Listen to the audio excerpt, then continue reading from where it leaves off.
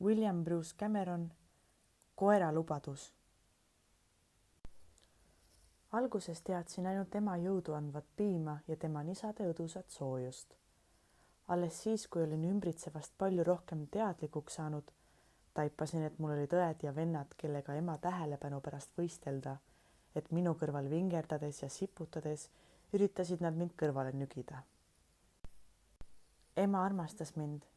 Tundsin seda, kui ta mind koonuga hellitas, kui ta mind keelega puhastas. Ja mina armastasin oma koera ema. Meie urul olid metallist põrandad ja seinad. Aga ema oli pehme riidenutsu tagaseina vastu soojaks voodiks sättinud.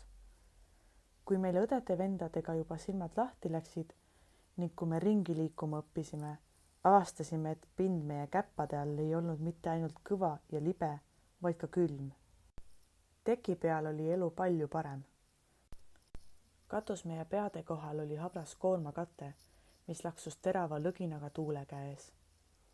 Meie jaoks oli kõige huvitavam kutsuv tühi neljakandiline auk uru eesseinas, millest voogas sisse valguse ja õuelõhnade joovastav segu. Sealt maalt ulatus uru põrand katusest kaugemale. Ema läks sageli tundmatuse akna juurde, küüned välismaailma sirutuval metalllaval krõbisemas ja siis ta haihtus. Ema hüppas välja valguse kätte ja kadus. Meie, kutsikad, pugesime üksteisele ligi, et tema puudumise jaheduses sooja saada ja jäime seejärel magama. Tundsin, et mu õed-vennad olid samasuguses mures ja ärevuses kui mina, et ta ei tule kunagi enam meie juurde tagasi. Aga ta tuli alati. Ilmus neljakandilise augu keskele, sama äkitselt nagu oli lahkunud. Kui meie silmanägemine ja koordinatsioon paranesid, panime ühise julguse kokku ja läksime tema lõhna järel põrandaservani, aga see oli õudne. Oma lummavate võimalustega pead pööritav maailm oli seal, serva all, meile valla, aga sellele ligipääsemine tähendas võimatult pikka vabalangemist.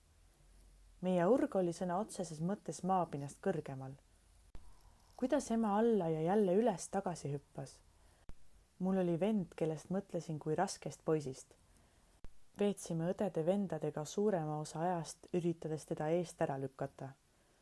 Kui ta unekuhjas mulle otsa ronis, oli tunne, nagu üritaks ta mu pead lapikuks litsuda, aga polnud kerge end selle pressi alt vabastada, eriti kui õed-vennad vastu nügisid.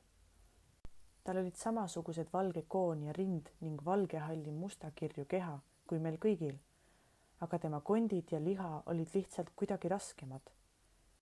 Kui emal oli vaja meie toitmisest puhata ja ta end püsti ajas, hädaldas raske poiss alati kõige kauem ja tahtis alati imeda, isegi kui teistel kutsikatel oli isu täis ja mängutuju. Ta ärritas mind paratamatult. Ema oli nii kõhn, et tema kondid olid naha alt näha ning ta hingeõhk lehkas haiglaselt. Aga raske poiss oli pontsakas ja ümarik, kuid nõudis temalt ikkagi kogu aeg lisa. See oli raske poiss, kes end servale liiga lähedale eksis, nina õhku vedamas.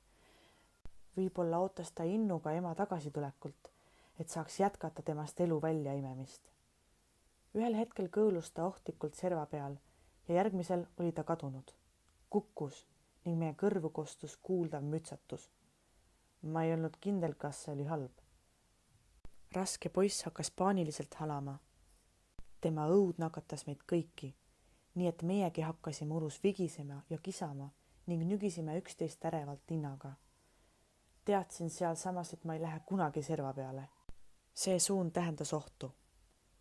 Siis jäi raske poiss täiesti vait. Vaikus urus oli kohene.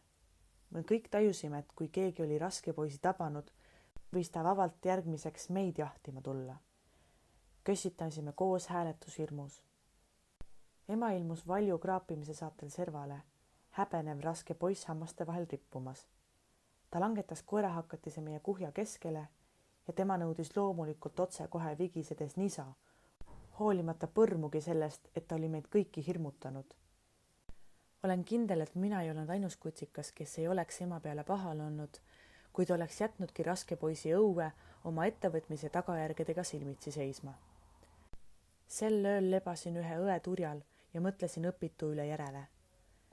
Serv uru eesseinas oli ohtlik paik ja selle keelatud piiri ületamine ei väärinud riski, hoolimata välismaailma pakutavatest oivalistest lõhnadest. Järeldasin, et voodi lähedal püsides olen täiesti ohutus kohas.